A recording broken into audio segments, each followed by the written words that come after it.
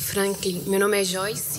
E você falou assim na palestra que, eu não me lembro o autor, mas tentar entender a Trindade é perder a mente. E também negá-la é perder a salvação. E ontem você iniciou falando assim que Agostinho, ele fala da Trindade não a partir da Bíblia, mas ele fala como um dogma. A gente já tem que aceitar ela como Trindade. Mas ela foi entendida como tal 300 anos depois. Como era que os cristãos, como eram então os cristãos antes? Se eles entendiam então a Trindade? E você falou, né, reforçou a questão da salvação. O cristão que não entende a Trindade, como então a igreja de antes, 300 anos antes desse entendimento, ele não tem salvação. Existem comunidades, e eu estou bem próxima dessas comunidades, que não têm esse entendimento que você explicou hoje. E como são esses cristãos, mesmo honrando a Cristo e levando ele seriamente? Ok. A pergunta é importante. Vamos por partes aí. Se eu esquecer alguma coisa, você me lembra aí. Primeiro, na teologia sistemática grandona que eu escrevi com um colega meu, na parte histórica sobre a doutrina trinitariana, eu elenco ali uma série de citações do final do primeiro século, segundo século, terceiro século até quarto século, mostrando que os cristãos poderiam não ter um entendimento sofisticado como Agostinho, mas unanimemente os cristãos criam no dogma trinitariano. Irineu, Justino, Tertuliano. Tertuliano, inclusive, vai criar a linguagem na África, no norte da África, final do século III, final do século II, começo do século III. Então, a igreja, antes de Nicéia e Constantinopla, já cria no dogma trinitariano. O ponto que eu tentei colocar ontem é o seguinte: no livro da Trindade de Agostinho, ele não vai examinar a base bíblica do dogma. Ele já pressupõe que o ensino da fé católica, da fé cristã, já é verdadeiro. O que ele quer agora é aplicar a razão a entender o que a fé já aceita. Então, ele não tem preocupação exegética, citar textos prova, ele quer tentar aplicar os poderes da razão para entender o dogma. Deus é um, Deus é três. Se a gente tentar entender, vai perder a razão; se a gente tentar negar, vai perder a alma. A Ender, se você for dar uma olhada no escritório dele, ele tem um livro grandão chamado Senhor Jesus Cristo, de um autor escocês chamado Larry Hurtado. Esse livro é um livro básico. O que o Hurtado vai tentar mostrar é que já no Novo Testamento há a crença em Jesus como Deus. Não faz sentido a gente atentar para as promessas de Cristo de perdão dos pecados se ele não for Deus. Então, ele escreve um livro de talvez umas 800, 900 páginas, argumentando texto bíblico após texto bíblico, com bastante perícia e erudição, para mostrar que desde os primórdios a igreja adorou Jesus como Deus. Então ele tem um tratado grandão só sobre isso. E é uma resposta a alguns eruditos alemães do século XIX que vão entender que a crença em Jesus como Deus é um desenvolvimento posterior da igreja, tem a ver com a helenização, etc, etc, etc. Um outro autor mais famoso, chamado Gordon Fee, assembleano, ele é autor do Entendes o que Lês, que vários de vocês devem ter lido, é um livro básico para interpretação bíblica. Ele escreveu uma obra grandona que talvez seja lançado em português, se a crise econômica permitir. Já foi traduzido, mas infelizmente a queda de livros é assustadora nos últimos anos. É A Presença Poderosa de Deus, um livro de 800 páginas mais ou menos. Há um resumo desse livro publicado pela Vida Nova, chamado Paulo, Espírito e o Povo de Deus. Então, o Fee, de um outro ângulo, ele quer argumentar que desde os primórdios a igreja creu no Espírito Santo como Deus, já no Novo Testamento.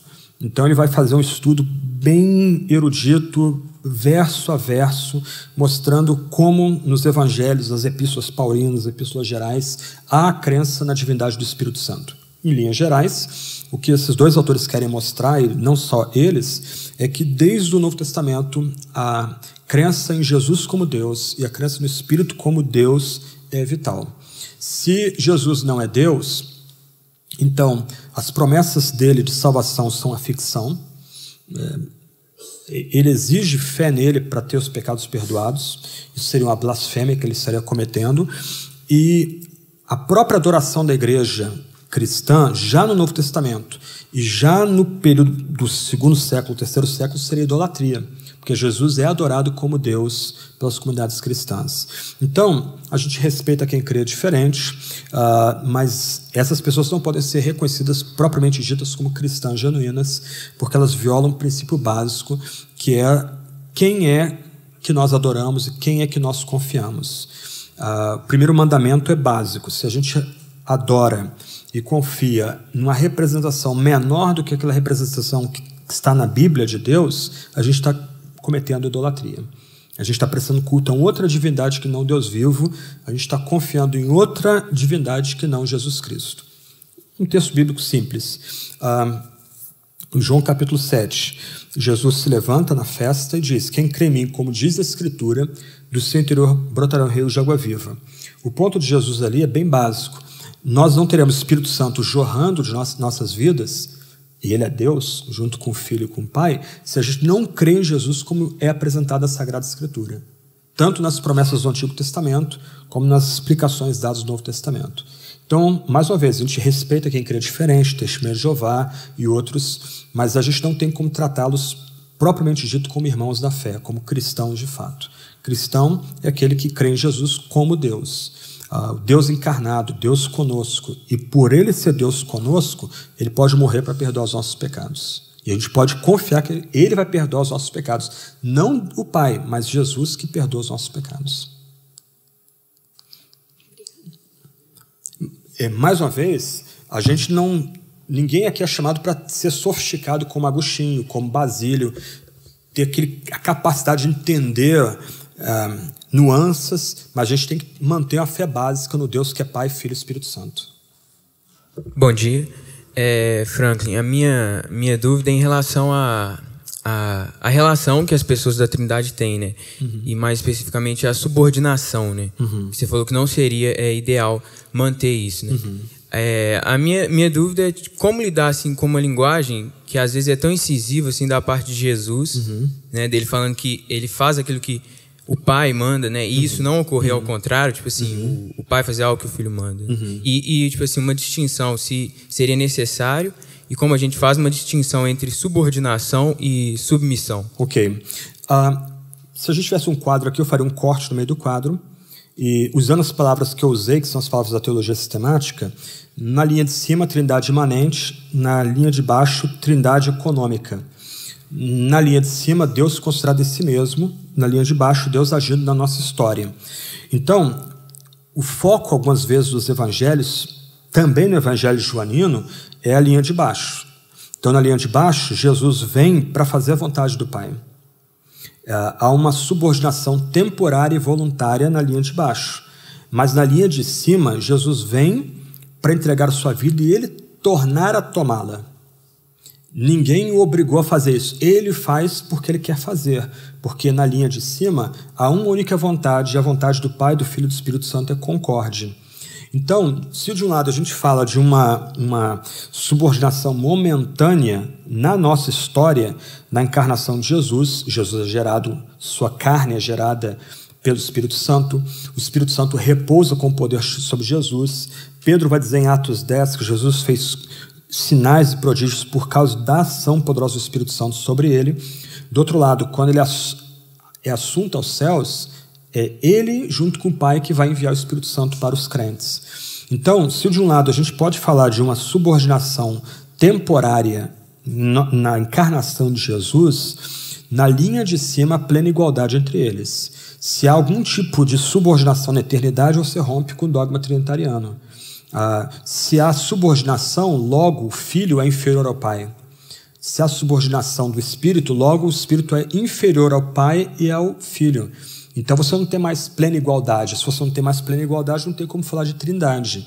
Infelizmente, alguns teólogos americanos que a gente admira e lê com prazer e para edificação, como Wayne Grudem, por exemplo, Bruce Ware, tem Carson.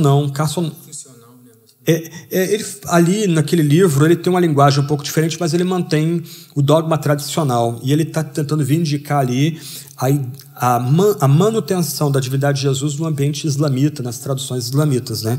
É uma monografia bem interessante ali, aquele material dele.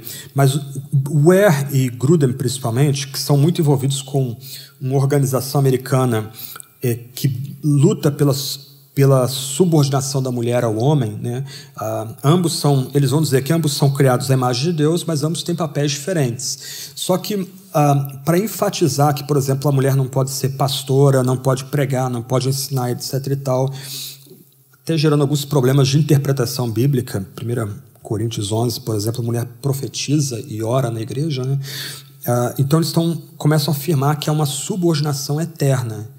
Então, na eternidade, o pai é o cabeça, o filho... o pai é o cabeça, o filho é subordinado ao pai, e essa subordinação eterna se reflete no homem sendo cabeça da mulher. Então a ideia é que a mulher é intrinsecamente subordinada ao homem, porque na eternidade intrinsecamente o pai é subordinado à mulher. Mas a gente leu pedaços do Credo de Atanásio, que reflete a teologia de Agostinho, e justamente no contexto de crer para ser salvo, né, você tem o entendimento correto de Deus, ou minimamente correto de Deus para salvação, e não pode abrir mão disso se a gente quiser ser salvo. O Credo de Atanásio vai dizer que os três são iguais à eternidade. Os três partilham os mesmos atributos da eternidade. Não há nenhuma distinção hierárquica entre os três da eternidade. As distinções são relacionais. O Pai, Filho e Espírito Santo tendo relação de amor na eternidade. Então, é necessário distinguir esses dois níveis, Deus em si e Deus na história, e respeitar esses limites da revelação bíblica. Quando a gente começa a bagunçar Deus na Trindade, Deus em si mesmo, para tentar validar uma diminuição, talvez, do papel da mulher na comunidade cristã, como o Erickson diz no outro livro dele, a gente está bagunçando com o dogma trinitariano. A gente está mexendo com o que não deveria ser mexido. Okay? Pode ser mais duas, então. Ela quer fazer uma pergunta, aí ele fala e depois você fala. Bem objetiva, e eu vou tentar responder de forma objetiva também. Legal, bom dia. Bom dia. Tendo em vista o que você expôs mais cedo sobre o Espírito Santo e a relação dele com a Trindade em si, como que a gente pode interpretar a blasfêmia contra o Espírito Santo nessa ótica, assim? Porque Jesus ele é bem específico quando ele diz a blasfêmia contra a pessoa do Espírito. Não tem perdão. Isso. E quais que seriam, nessa perspectiva, os pecados em si contra o Espírito? O que seria essa blasfêmia? Me parece que o pecado é duplo ali. O mais evidente é você atribuir ao Espírito Santo, ou você dizer que a obra que o Espírito Santo está operando é obra satânica. Esse talvez seja o mais evidente pecado ali. E daí o nosso cuidado de termos discernimento. Se nem todo sinal procede de Deus... Satanás pode fazer sinais. Vocês devem ter escutado histórias de pessoas sendo curadas dentro do centro espírita, por exemplo. Do outro lado, a gente tem que tomar muito cuidado em não descartar sinais e prodígios que ocorrem dentro da igreja cristã. Infelizmente, crentes históricos têm muita dificuldade com isso. Eles não lidam bem com a experiência dos irmãos pentecostais. E muitas vezes eles vão simplesmente dizer que a experiência do irmão pentecostal é um problema mental ou até mesmo obra demoníaca. E se não for? E a gente muitas vezes ouve pessoas dizendo de forma muito absoluta, muito segura, não, isso é problema mental, um psicólogo entenderia isso, ou isso é uma questão demoníaca. Então, o pecado sem perdão ali, primeiro ponto, é atribuir o que o Espírito Santo está fazendo como ação demoníaca. Dizer que o que o Espírito de santidade está fazendo é algo do demônio. Do outro lado, uma outra implicação na passagem é que o pecado sem perdão é uma obstinação em não reconhecer a ação do Espírito Santo. Então, aquele que não se quebranta diante do Espírito, aquele que não se ajoelha perante o Espírito, ele pode vir a cometer um pecado que não tem remissão. A gente pode lembrar aqui de Faraó no Êxodo, como é citado em Romanos 9. O texto vai dizer que Deus endurece o coração de Faraó. O texto simplesmente diz que o coração de Faraó foi endurecido, mas o texto também vai dizer, menos vezes, mas diz que o faraó endureceu seu coração para Deus. Então, algumas vezes pode vir a acontecer, Deus livre pessoas aqui disso, livre a gente disso, é que a gente se obstina contra o Espírito Santo, e aí o nosso coração é endurecido, e a gente agora é completamente indiferente às coisas de Deus, a gente vai ser julgado por causa dessa obstinação. Então, os dois níveis ali do pecado sem perdão, atribuir ao Espírito Santo, dizer que o que o Espírito está fazendo, na verdade, é uma ação demoníaca, e ser obstinado e não reconhecer a ação do Espírito Santo. E por que esse pecado é destacado? Porque se de um lado o filho é defendido pelo pai, e o filho vindica a honra do pai, o Espírito Santo agora é defendido pelo pai e pelo próprio Jesus. Né? Ok? Última pergunta, então, agora. Na verdade, minha última pergunta são duas. Não der tempo, tudo bem.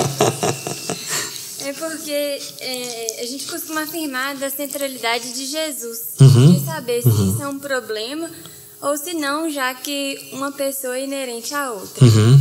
E a segunda pergunta é que ontem você falou que o Agostinho fala que crer para compreender, citou uma outra pessoa que inverte, que a gente compreende para crer.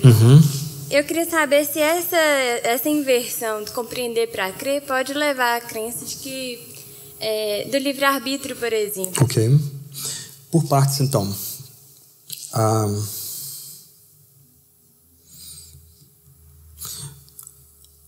Num caso, assim, com muita seriedade, Jesus que é destacado para a gente. Não qualquer Jesus, mas Jesus como no credo. Você nota que o artigo principal do credo é Cristo. Eu lancei um livro ano passado que é um comentário do credo, e a maior seção do credo não tem como correr de Jesus. Eu tentei oferecer uma interpretação trinitariana do credo. A primeira parte focada em Deus, o Pai. Né? Creio em Deus, aí eu boto lá, vírgula, o Pai Todo-Poderoso, tá?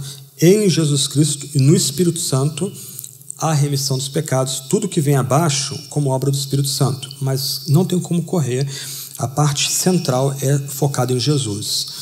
E tem que ser assim, num aspecto muito sério, o nosso caminho de chegada ao Pai e ao Espírito é por meio de Jesus. Então, de um lado, a gente enfatiza bastante Jesus. Quem é oferecido numa pregação fiel? É Jesus. Em quem nós somos batizados? Em Jesus Cristo.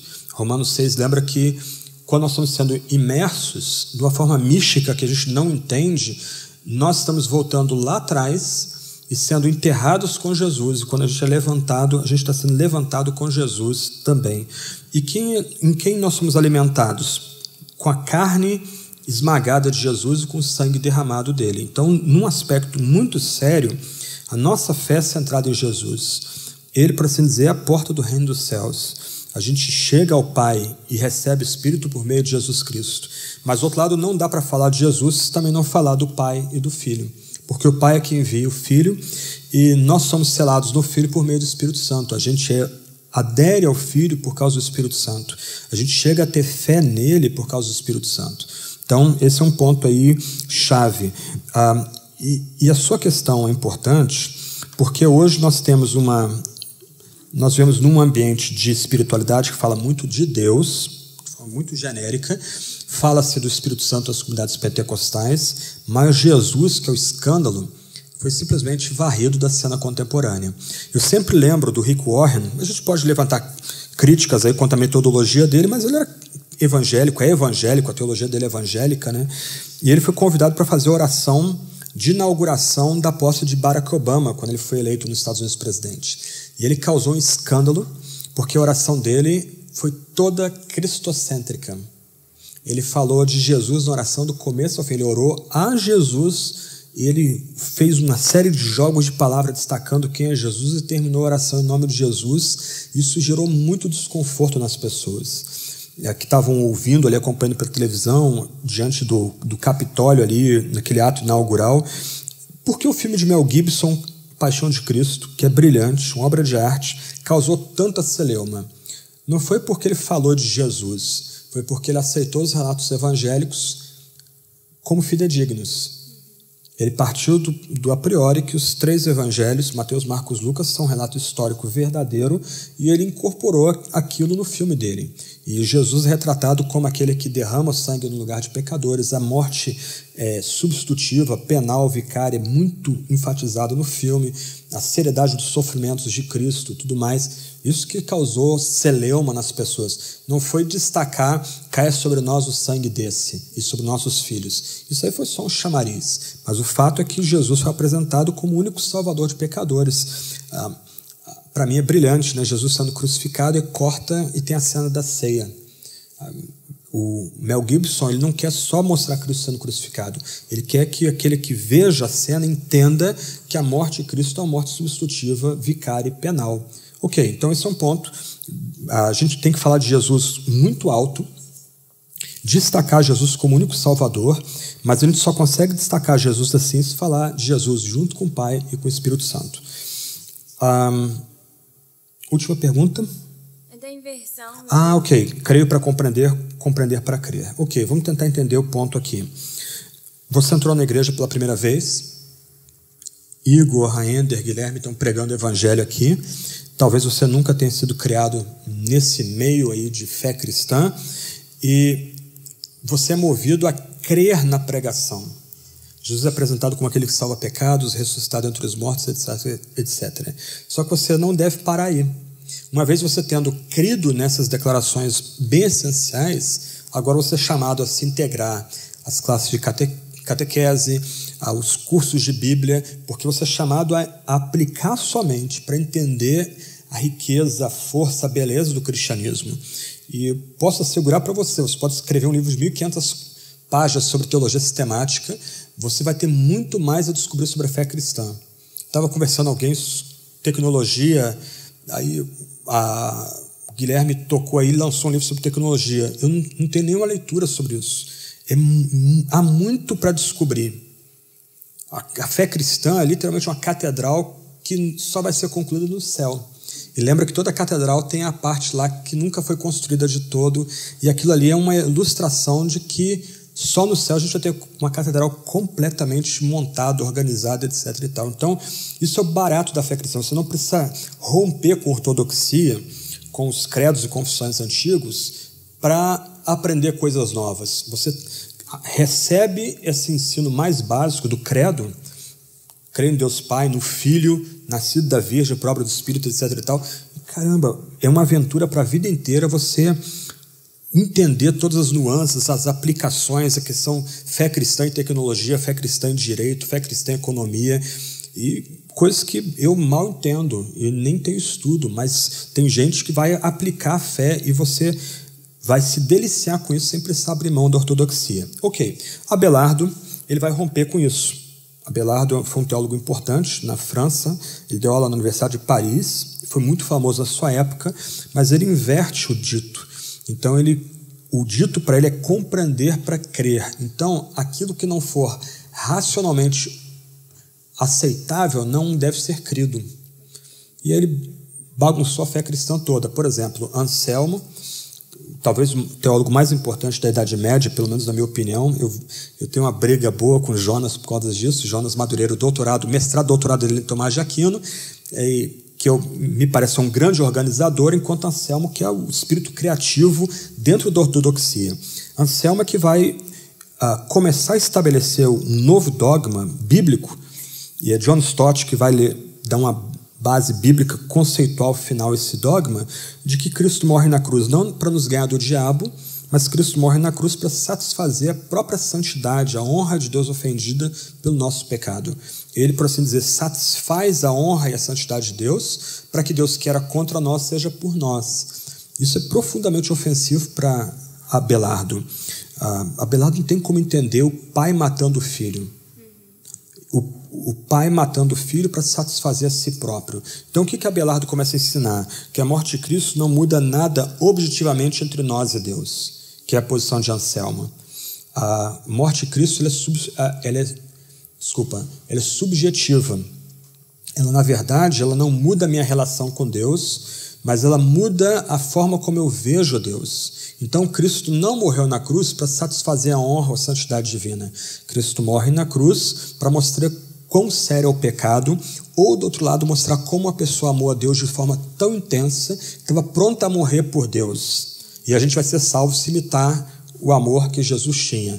E aí, de certa forma, Abelardo é considerado um tipo de patrono, o pai da teologia liberal do século XVIII, século XIX, quando, na verdade, se você não tem como reproduzir um milagre em laboratório, você não tem como crer no milagre.